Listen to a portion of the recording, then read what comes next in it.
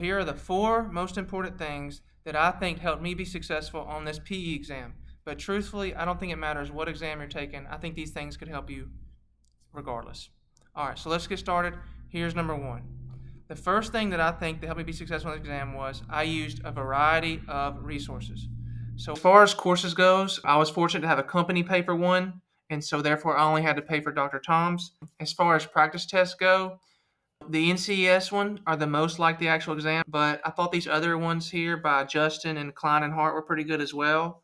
Okay, so first I recommend you get a resource with lectures like this so you can get a feel for the base concepts. Once you've got a feel for the concepts, you want to do practice problems. This happened to have both practice problems within the lecture. And then, of course, you want to start taking quizzes or diagnostics, some kind of practice exam to see where you stand. And then here's an example of a quiz problem. Once you pick an answer, you can see whether you got it right or wrong. Of course, you can study the solution to fill in knowledge gaps and try to better your understanding. All right, number 2. Use organization to apply learning strategies to your priorities. I organized everything based on the exam specifications because that's what the priorities were.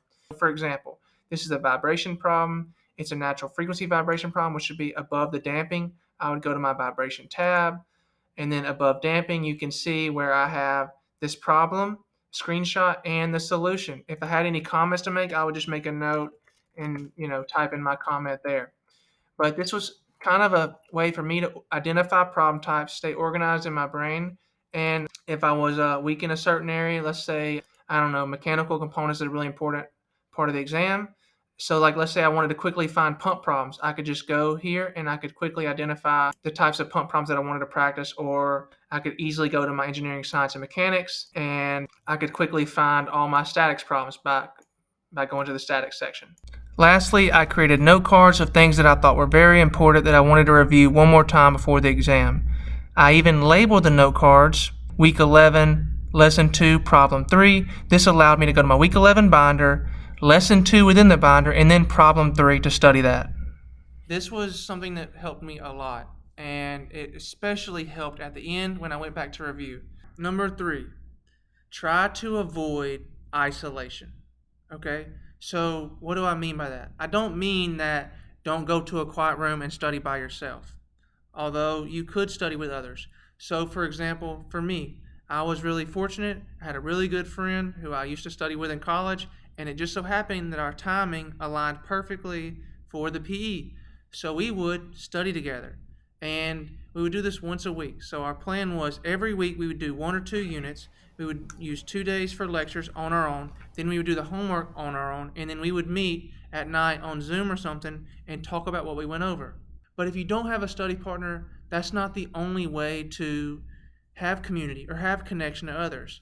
If you buy a course, oftentimes there's a chat or there's a way to ask questions with the instructor or talk to other students in the class or people who are trying to accomplish what you're trying to do.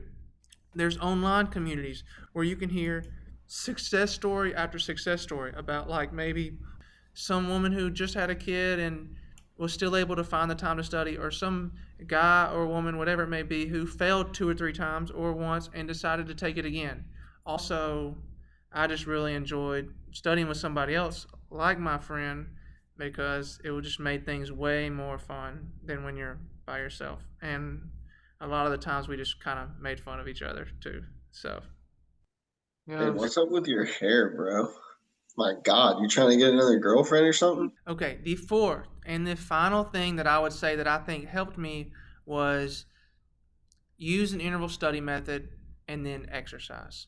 So I would use the Pomodoro technique, which is an interval study method where maybe I would study for an hour, take 10 minutes off, study for an hour, take minutes off, do this 3 or 4 cycles, and then I would take an extended break.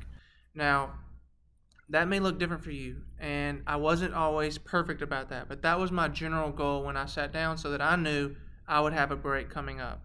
The other thing was exercise. I just needed to have something to look forward to, and that was important for me too.